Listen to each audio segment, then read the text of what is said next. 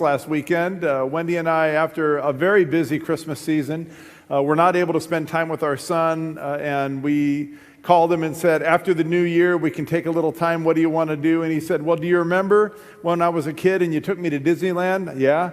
Well, can we go there again? Absolutely. So we were at Disneyland for a couple of days and Universal Studios. We did all the rides, ate all the food. At Disneyland, we walked 10 miles a day. Every day we were there. I mean, we walked 24,000 steps, I think, every day. And I was limping a little bit after that.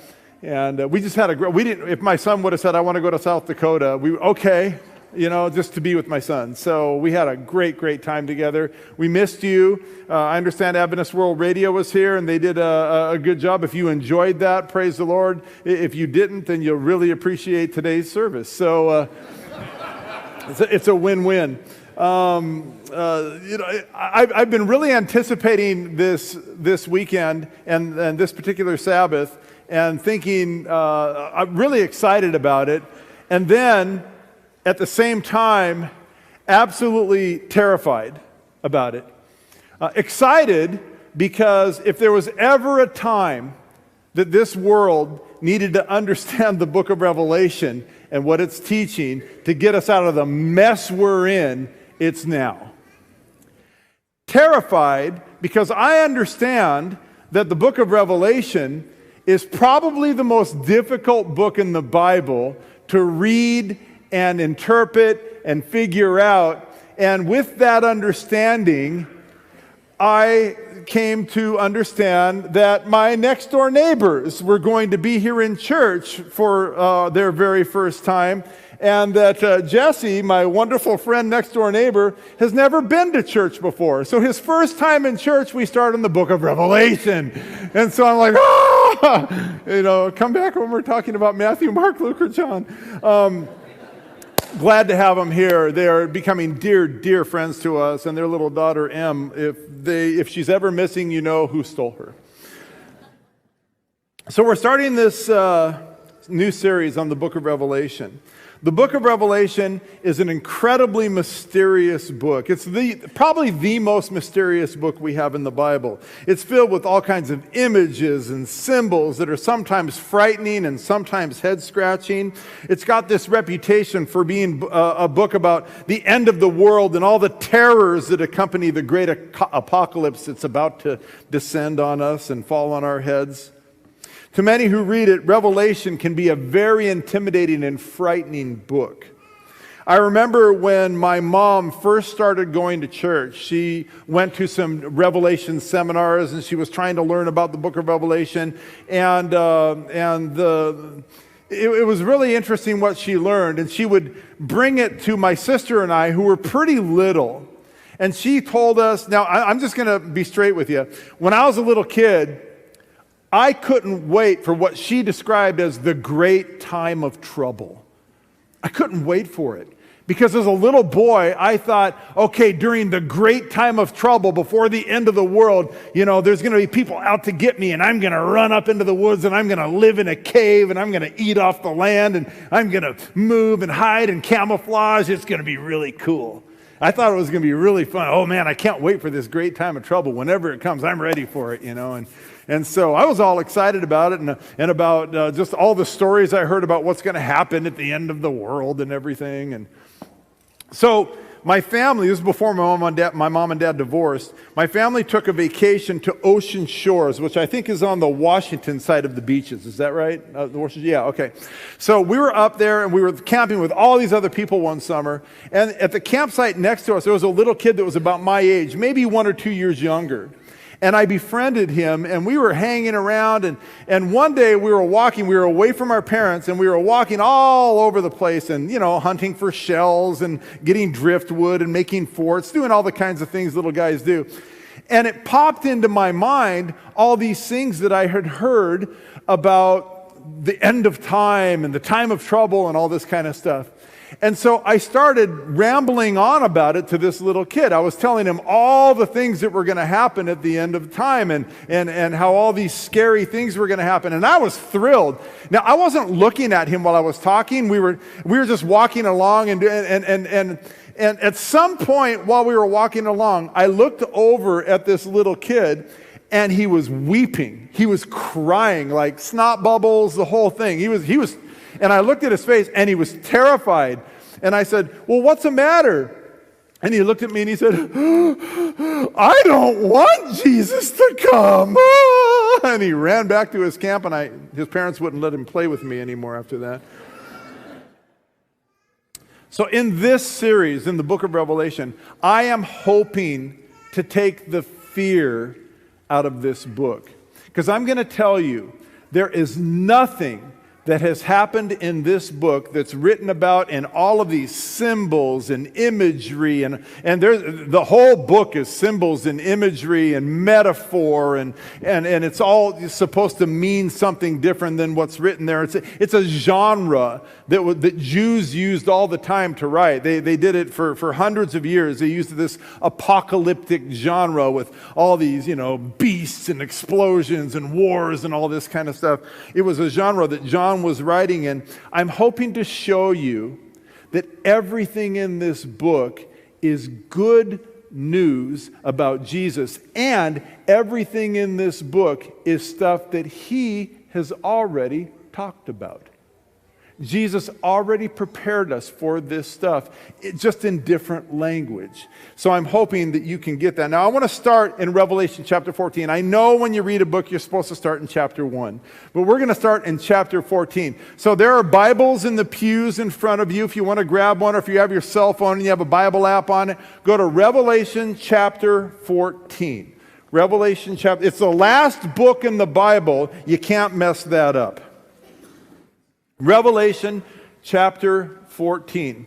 Now, before I start reading, I want to let you know that I was at church last week in Southern California, and at the church, they put something on the screen that was an aha moment for me, and I feel like I want to share it with you. What they said was, now I'm going to read it. This was a church called Paradox. Sermons at Paradox are designed to start discussions and not end them. I want you to hear that. Sermons at Paradox are designed to start discussions and not end them. I would like to say the same thing about the Sunnyside Church.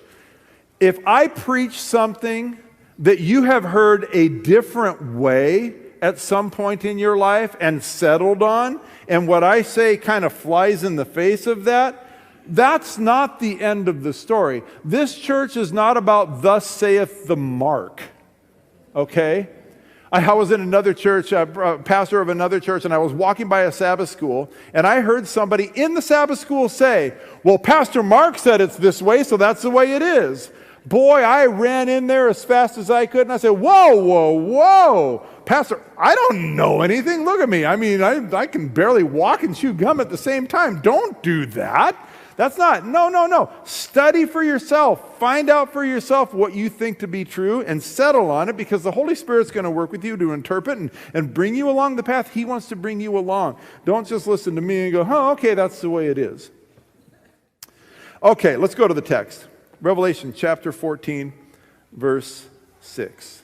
Then I saw another angel flying in midair, and he had the eternal gospel to proclaim to those who live on the earth, to every nation, tribe, language, and people. He said in a loud voice, fear God and give Him glory, because the hour of His judgment has come. I could preach for weeks on that phrase right there, His judgment. Worship Him who made the heavens, the earth, the sea, and the springs of water. That's it. That's the first angel's message. It's short, it's succinct. This is it. I want to focus this morning on one part of this message. We could do weeks and weeks on each angel, but this week I want to focus on one thing, and it's called, you'll see it there, the eternal gospel. I saw another angel flying midair, and he had the eternal gospel to proclaim. I belong to a Facebook group that is filled with Adventist pastors. It's got hundreds and hundreds and hundreds of Adventist pastors on it, and we converse back and forth about all kinds of things. And I asked a question on this the other day. I asked them, what is the gospel? Somebody tell me, what is the gospel? Now, the Christian church is 2,000 years old. The Adventist church is what, 170 some years old, something like that, right? You would think that after all this time, we're always talking about the gospel this, the gospel that, the gospel this, the gospel that. You would think that after all this time, if I ask the question, so what is the gospel? I would get a succinct, here's what the gospel is. It's this. I got, 60 or 70 people replied. None of them had the same answer. Not a one of them. I could have asked, what is love? Would have got the same result. Right? It's like, well, we talk about the gospel all the time, and we reference it all the time, and we say, well, we're supposed to bring the gospel to the whole world, right? Yet, it would seem that nobody can agree what it is. So how can you have a clear call for the gospel if you don't know what it is? So I'm going to talk about the gospel today. Now, I've asked people a little bit about what the gospel is, and I've done this all my life. And here's the most common answer I get is, the gospel is Jesus died for my sins so that when I die or when he comes, I get to go to heaven. Jesus died for my sins so that when I die or when he comes back, I can go to heaven. That's what the gospel is. What they said. And I don't know that I would disagree with that, but there's something about it that seems like, I don't know, it's all about me. That somehow the gospel is all about me and my salvation. And I don't know, that bothers me a little bit. Somehow along the way, we've confused the gospel that Jesus brought to earth and that Jesus taught and lived and showed us how to do with some version of our own gospel reduced to our own personal little belief system so that I can have a get out of hell free card, kind of a thing. That's what the gospel is. This is my get out of hell free card. It's my way out of here. That's what the gospel is. And I think if we're going to reduce it to that, I think that's a little bit tragic.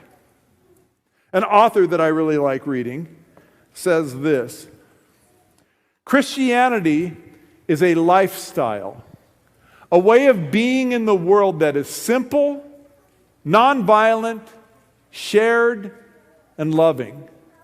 However, we have made it into an established religion and all that goes with that, and avoided the lifestyle change itself. One could be warlike, greedy, racist, selfish, and vain in most of Christian history and still believe that Jesus is one's personal Lord and Savior. The world has no time for such silliness anymore.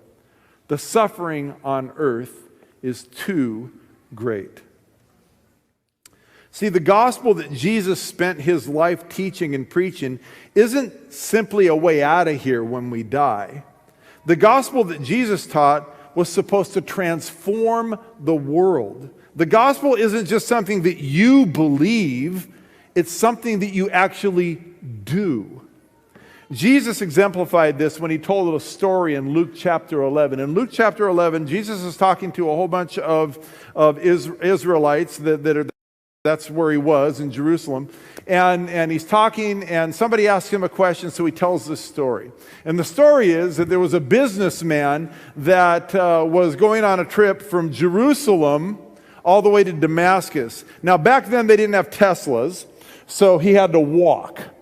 And so he was walking, and as he was walking in an area that maybe was known for banditos and people that were kind of trouble, some thugs jumped out, beat him almost to death, left him on the side of the road, and went off with all of his stuff, leaving him broken and naked and almost dead. As Jesus tells the story, he says some very religious people, and the people that he chose to talk about were the elite of religion, right? They were churched people. They had the Bible. They knew it like the back of their hand. They followed the Torah. They were saved people, chosen people.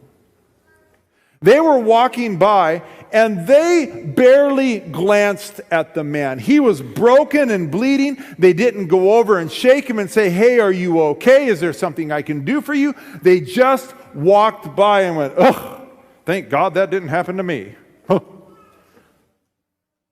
And then Jesus goes on, and he does something that he was just so naughty for doing this. He picked the one person from the one place that he knew would be offensive to his audience. He said, and then a Samaritan was walking by. Now, if you don't know who the Samaritans were, they were, and I'm going to use some terms here that they would have used. They were what they would have called half-breeds. Now, Jews prided themselves in their lineage and that they were purely whatever race they were. When the Assyrians took Israel, took Israel and into captivity, they mixed their blood with the Jewish blood and they intermarried and everything. So now when they were brought back, they weren't purely Jewish anymore, and the Jews had disdain for the Samaritans. This is who the Samaritans were. And the Samaritans worshipped in a really weird way. They didn't worship like the Jews did. I mean, they had the same Torah, but they interpreted it differently. They worshipped they just didn't worship properly at all. They were not the true church. They were not God's true people, according to the Jews in Jesus' day. So the Jews wouldn't have anything to do with the Samaritans. They disdained them. They didn't like them at all. Jesus says, a Samaritan was walking by, and he saw the dying man, and he met his needs. He bandaged him up. He put him on his animal. He took him to an inn. He paid for him to stay there. He got help from him. The Samaritan was the one that helped. And at the end of the story, Jesus says something very interesting. He asks the question, which one of these people was a good neighbor? The righteous church people or the Samaritan? I'm going to paraphrase. Jesus said, this is the question he asked, which one lived out the gospel? The church people or the Samaritan? And the man that answered the question was so disgusted by the whole story, he couldn't even say the word Samaritan. He said, well, I suppose the one that helped the man. He wouldn't even say the word Samaritan. See, the gospel isn't something that you just believe. It's something that you do. Jesus taught us how to apply the gospel in our lives in the Sermon on the Mount. He taught us that when we truly live out the gospel, people who mourn will be comforted by us. When we truly live out the gospel, people who are hungry will be fed by us. When we truly live out the gospel, people who are thirsty will be given drink from us. When we truly live out the gospel, people who are under duress, who are under pressure in life, will be comforted by us. We will become peacemakers and not warmongers. The gospel that Jesus taught us has us sitting and dining with sinners, conversing with those who differ from us, and hanging out with all kinds of questionable characters. The gospel is much less about what you believe and much more about what you do. James, in the book of James, says, okay, great, you have wonderful faith. Show me by what you do. Because the gospel isn't just a mental assent. Okay, I believe in Jesus, that means I'm saved and I get to go to heaven. That's not it. That doesn't transform the world. It might do something for you, but the whole point of the gospel isn't to just do something for you. It's supposed to infuse you with Jesus' love so that you go out and you change the world. The gospel compels us to love our enemies, to pray for those who persecute us. The gospel stands in the face of what the world would have us do, and it has us treat each other in a different kind of way. So in the book of Revelation, this is all framed in the book of Revelation, and this is kind of setting up the whole series with two things that are pitted against each other. It's the empire versus the kingdom. Okay, it's like a Star Wars kind of a theme. It's the empire versus the kingdom. The kingdom is the way Jesus said he wants us to do things, and the empire has a very, very different look on this. Now, in the book of Revelation, the empire has some different names, and there's a bunch of different names as you're reading through the book. You'll see the word the beast, the image to the beast. Babylon is identified as the empire. There's this provocatively dressed woman that's supposed to be dressed like a prostitute. This is a part of the evil empire. And there are weird soldiers riding colored horses, the four horsemen of the apocalypse you've heard about, all a part of the empire.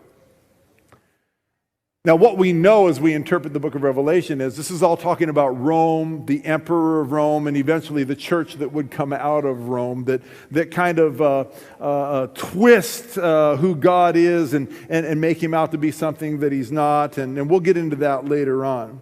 So the first angel that comes out, this first angel's message, it stands in opposition. It stands and it says, listen, the empire is not the way to go. The kingdom is the way to go. The eternal gospel is the way to go. When we are living out the eternal gospel, it stands in the face of the empire, and people will think you are weird. They will. I'm going to give you an example of this. Jesse, you didn't know the first day at church I was going to talk about you, but I'm going to. We move into our house, and every time I'm out doing something to lift or move or something like that, Jesse, my next door neighbor, comes running over, hey, let me help you with that. I'm like, who are you? Trying to get into my house and see what I got? You know? After my hernia surgery, our garage broke. Our garage door opener broke. And I had to tear it all down and put a new one up. And I wasn't supposed to be lifting anything, but we had to get in and out of our garage. And so I have the garage door open up. I've got parts all over my garage floor. I'm going like this. I hear a garage door across the street open. Jesse, what are you doing? I'm putting this stupid garage door thing together. I don't know if I can. I think I can. I don't know. I got it. Let me help. He runs over and gets a ladder, helps me put the whole thing together. See, this is kingdom living. This is an example of kingdom living. And when you live like the kingdom asks you to live, when you live like Jesus wants you to live, people think you're weird. You're a little bit weird, Jesse. You're generous beyond understanding. You become a different person. See, when Jesus is allowed to flow through you, whether you know about him or not, you're living in a kingdom way. See, this is opposite of what the empire wants. See, the empire wants war because it can profit from war. The kingdom wants peace. There's no profit in that. The empire wants violence. The kingdom calls for gentleness. The empire is all about greed. I got to get more, more, more. The kingdom is all about generosity. Hey, I have too much. Let me give you some.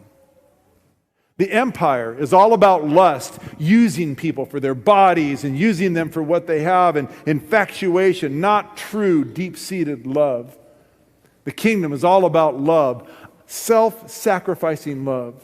The empire is all about ruined relationships because you're always stomping on people to get to the next thing you want to get to. The kingdom is all about healthy relationships. Hey, you first and then I'll go. The empire is all about selfishness. It's all about me. And the kingdom is all about selflessness. And this, ladies and gentlemen, is the essence of the gospel. See, Jesus' way produces in us love and joy and peace and patience and kindness and goodness and faithfulness and gentleness and self-control. The opposite of what the empire is going to pull out of us. The first angel in Revelation 14 is showing the world what it means to live a kingdom life. This is the eternal gospel. And I find it incredibly interesting that the writer of the book of Revelation, the Apostle John, attaches something that if you weren't a Bible student, you wouldn't notice it. Often what Bible writers will do is they'll take something from another part of the Bible and they'll slide it right into what they're writing so that there can be a reference and you can go, wait a minute, okay, I've heard this before. What am I supposed to do with this? Look at what he does.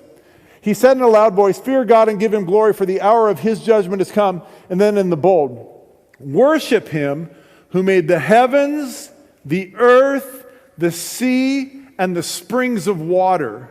Now, if you are a Bible student, you have seen this phraseology before. You've looked at it and you recognize it. You may have even memorized it. And you know where it comes from?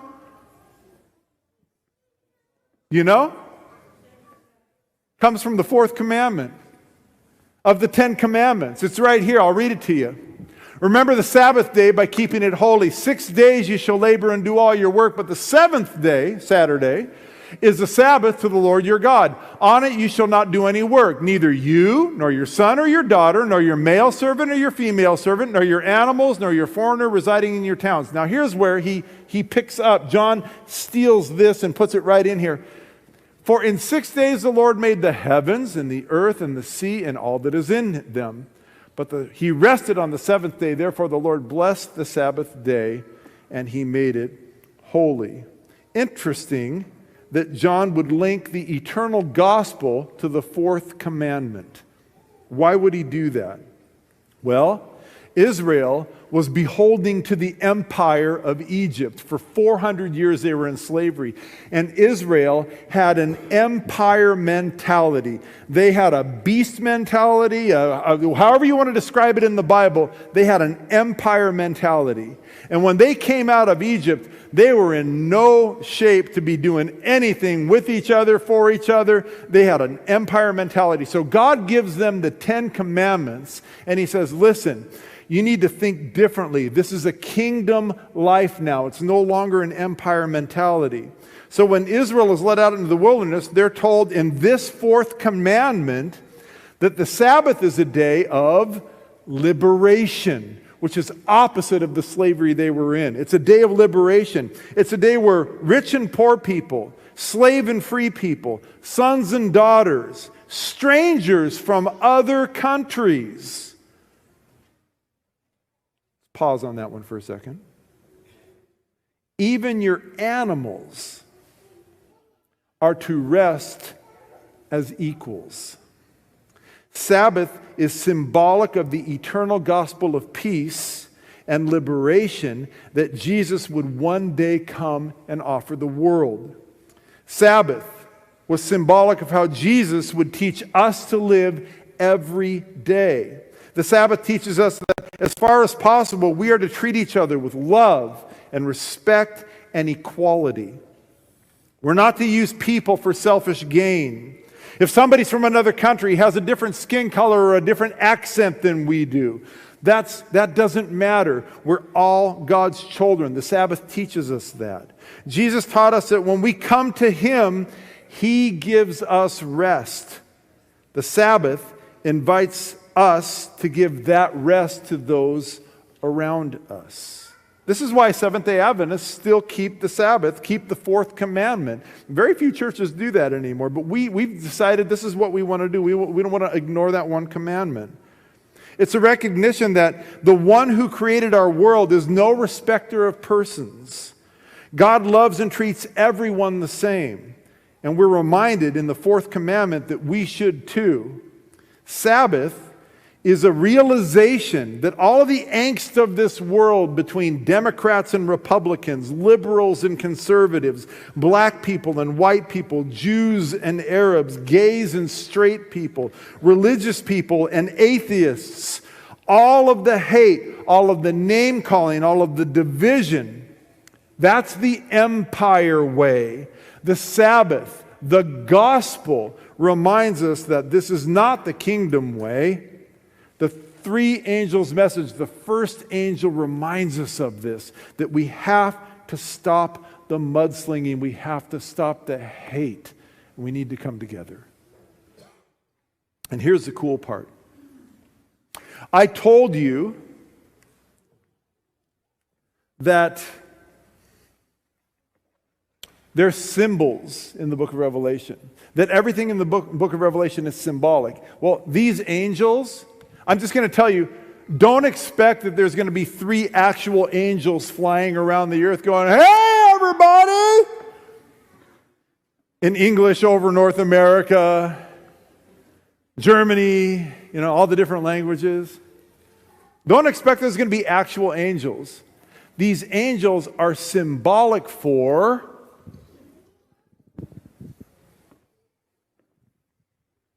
you. You are the first angel in Revelation 14. Did you know that? You're the angel. How is that possible? Because you are the vehicle that is supposed to be telling the whole world how to live a kingdom life. No angel is going to come out of heaven and scream this stuff. This responsibility is you. The word angel in the Bible simply means messenger. You're the messenger of God's peace. You're the messenger of God's love. You're the one that's supposed to set the standard how to act. When Jesus came, He showed us all this stuff, and then before He left, He said, "Listen, now it's your job. Go and teach them everything I taught you." See, this is the eternal gospel.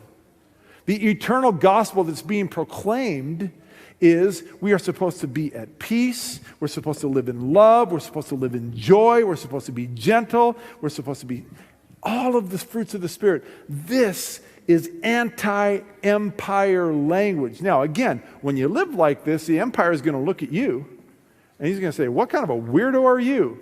And don't be surprised if you live a kingdom life if you're going to get persecution, if you're going to get stomped on every once in a while. Don't be surprised, because you know what? Jesus did. He lived the kingdom life. And the church and the government got together and said, "You can't teach that anymore." Jesus taught it anyway. You know what they did? They killed Him for it. See, this is not unusual. And I don't want to prop these people up as saints or anything like that, but people who have lived kingdom lives or strived to, they always get in trouble. Mahatma Gandhi, assassinated. MLK Jr., assassinated. People that stand up against the machine, people who stand up against the empire and say, "We're not going to take it anymore. We're going to live this kind of a life, and we're going to do it non-violently like Jesus taught." Mahatma Gandhi said, "Man, I love your Jesus. I can't stand your Christians." This is what we're called to do. And when you stand up against the machine, when you stand up against the empire, the heat can come. But that's okay, because in the new kingdom, when the heat comes, we don't stand alone. We stand with each other. We stand linked arm in arm with Jesus, our brother. may you have strength to do the job of that first angel in Revelation 14, to live the kingdom life and change the world that you live in.